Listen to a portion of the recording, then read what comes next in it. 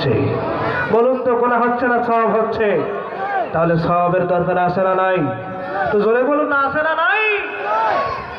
এই যে সুবহানাল্লাহ একবার বললেন, দুইবার বললেন, তিনবার বললেন, এর কি পরিমাণ সওয়াব হয়?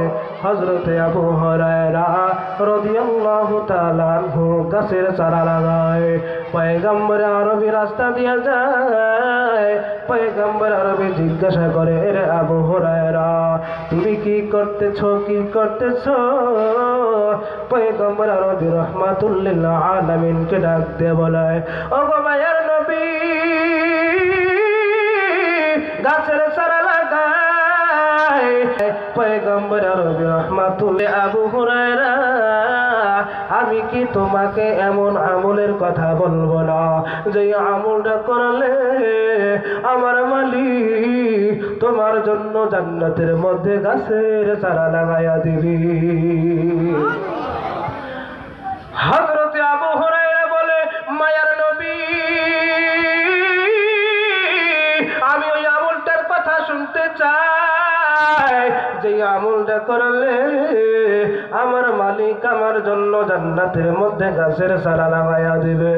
পয়গম্বর জানাইয়া দেয়, এরে আবু হুরায়রা তুমি যদি দুনিয়ার মধ্যে একবার সুবহানাল্লাহর আওয়াজ দাও, এই একবার সুবহানাল্লাহর আওয়াজ দেওয়ার কারণে আমার মালিক তোমার জন্য জান্নাতের মধ্যে একটি গাছের চারা রোপণ করে দিবে। আর যদি একবার নয়, দুইবার নয়, তিনবার সুবহানাল্লাহর আওয়াজ দিই, এই তিনবার সুবহানাল্লাহর আওয়াজ দেওয়ার কারণে আমার মালিক তোমার জন্য জান্নাতের মধ্যে তিনটি গাছের চারা লাগাইয়া দিবে। জোরে বলুন না সুবহানাল্লাহ। তাহলে সুবহানাল্লাহর আওয়াজ আসতে হবে না জোরে হবে?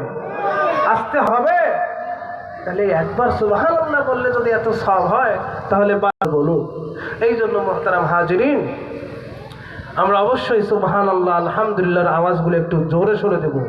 কারণ আমাদের জবান কার? বলুন তো, জবান কার? বলুন না, জবান কার? এই জবান দিয়ে উচ্চারিত হবে কার নাম?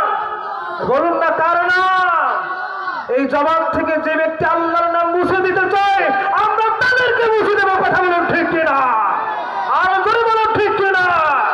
এই বাংলাদেশের মধ্যে, এই বাংলাদেশ মুসলিমদের দেশ, এই বাংলাদেশ আলেম ওলামাদের দেশ, এই বাংলাদেশ মুসলমানদের দেশ।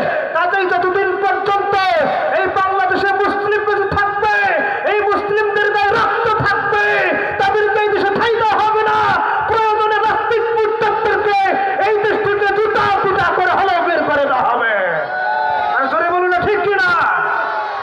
এমপি মন্ত্রী খাচ্ছে জুতা, জুতার মধ্যে কি মরবে এতদের লাগি সাজা। জোরে বলুন না ঠিক কিনা? এমপি মন্ত্রী খাচ্ছে জুতা, জুতার মধ্যে কি মজা। জুতা হলো ডিজিটাল বেয়াদবদের লাগি সাজা। সে তো হলো কোরআনের সাথে, সে তো হলো কোরআনের সাথে বেয়াদবির পরিণাম। পায়ে পড়লে সম্মান, জুতার গায়ে পড়লে অপমান। পায়ে পড়লে সম্মান, জুতার গায়ে পড়লে অপমান। ঠিক না? যুদ্ধে যুদ্ধে চেষ্টা পরিস্থিতি বিপাকে হঠাৎ করে শেখ হাসিনা পলায় গেল ভারতে। যুদ্ধে যুদ্ধে চেষ্টা পরিস্থিতি বিপাকে হঠাৎ করে শেখ হাসিনা পলায় গেল ভারতে, পলায় গেল ভারতে। এই যেন এক নতুন ইতিহাস, এই যেন এক নতুন ইতিহাস দেখতে পেল বিশ্বমান। পায়ে পড়লে সম্মান, জুতার গায়ে পড়লে অপমান। পায়ে পড়লে সম্মান, জুতার গায়ে পড়লে অপমান। ঠিক না? যে আমাদের জবান থেকে আল্লাহর নাম মুছে দিতে চায়, কোরআনের দাওয়াত বন্ধ করতে চায়, বলুন তো আমরা কি সহ্য করে বসে থাকবো? বসে থাকবো? নিজকে খোদা দাবি করে নমরুদ করলো গাদ্দারি, মাথার ব্যথা নিরাময় খাইলো রে জুতার বাড়ি। নিজকে খোদা দাবি করে নমরুদ করলো গাদ্দারি, মাথার ব্যথা নিরাময় খাইলো রে জুতার বাড়ি। লাগাইল রে জুতার বাড়ি, সে তো হলো খোদার সাথে, সে তো হলো আল্লাহর সাথে বেয়াদবির পরিণাম। পায়ে পড়লে সম্মান, জুতার গায়ে পড়লে অপমান, পায়ে পড়লে সম্মান, জুতার গায়ে পড়লে অপমান, ঠিক না? কিছুদিন আগে যখন ম্যাডাম ছিল, আপা ছিল এই দেশের সরকার, কিছুদিন আগের কথা, কোরআনের মাহফিল করলে অনুমতি নিতে হইতো, কথা বলো ঠিক কিনা? আর আল্লাহর জমিনে আল্লাহর কথা হবে, কোরআনের কথা হবে, আল্লাহর কথা হবে, সেই জমিনে আল্লাহর কথা বলতে গিয়ে অনুমতি নিতে হয়, এইটা কি হতে পারে? জোরে বলুন পারে? এই জন্য মুসলিমদের দেশ, কথা বলবে তো মুসলিমেরা, এখন তাদের কাছে অনুমতি নিতে হয় কোরআনের কথা বলতে গিয়ে। তো আল্লাহ তাআলা ছাঁটাই করছে না? যেমন নমরুদ বাড়ছিল বেশি, তেমনি জুতার বাড়িও খাইতে দিশা পায় নাই, ঠিক কিনা? এই জন্য মুহতারাম হাজিরিন, আমাদের জবান কার? জবান কার? আল্লাহর। তাহলে এই জবান দিয়ে উচ্চারিত হবে কার নাম? আরো করে বলতে হবে কার নাম? যাই হোক, মূল আলোচনায় চলে যায়। আমি সূরাতুল বাকারার 2 নম্বর আয়াত তেলাওয়াত করেছি এবং বুখারী শরীফের একখানা হাদিস পাঠ করেছি। আল্লাহ তাআলা যদি আমাকে তৌফিক দেয়, আমি উক্ত আয়াত এবং উক্ত হাদিসের সংক্ষিপ্ত কিছু আলোচনা করব ইনশাআল্লাহ। আল্লাহ তাআলা বলেন, আল্লাযী খালাকাল মাউতা ওয়াল হায়াতা লিয়াবলুয়াকুম আইয়ুকুম আহসানু আমালা।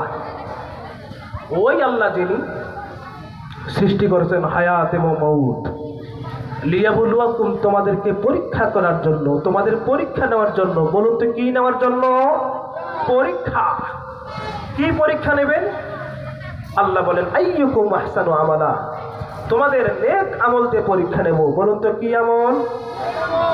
আহসান শব্দের অর্থ হলো সুন্দর, অর্থাৎ যে আমলটা ইখলাসের সহিত করা হয়, আল্লাহকে রাজি খুশি করার জন্য করা হয়, সেই আমলটাই হয় খালেস আমল, আহসান। এখানে আল্লাহ আকসারু শব্দ ব্যবহার করতে পারতেন, যে আল্লাহ অসংখ্য আমল দিয়ে পরীক্ষা করবেন, কিন্তু আল্লাহ আকসারু শব্দ ব্যবহার করেন নাই। আল্লাহ বলেছেন আহসানু আমালা, অর্থাৎ আল্লাহ সুন্দর আমল দিয়ে পরীক্ষা করবেন। আল্লাহ অনেক আমল দেখবে না, একদম তাহাজ্জুদ গুজার, নফল নামাজ দিয়ে ভরপুর, কিন্তু ভিতরে রিয়া ছিল, মানুষকে দেখানো ছিল, লোক দেখানো ছিল, সম্মান অর্জনের জন্য ছিল, আল্লাহকে রাজি খুশি করার জন্য নয়। ওই ব্যক্তি যদি সারা জীবনে এরকম আমল করে, ওই আমল কোনো কাজে আসবে না। আর কোন ব্যক্তি যদি শুধু 5 ওয়াক্ত নামাজ জামাতের সহিত আদায় করে, আর কোনো নফল ইবাদত নাই, কিন্তু আদওয়াবুহা ওয়া ইন কাল্লা, সর্বদাই হয়, যদি অল্প হয়, আহাব্বুল আমাল, আল্লাহ রাসূল বলেন ওই আমল সবচেয়ে আল্লাহর কাছে প্রিয়। বলি সুবহানাল্লাহ। জোরে বলুন না, জবান খুলে সুবহানাল্লাহ। তাহলে কোন আমল আল্লাহর কাছে প্রিয়?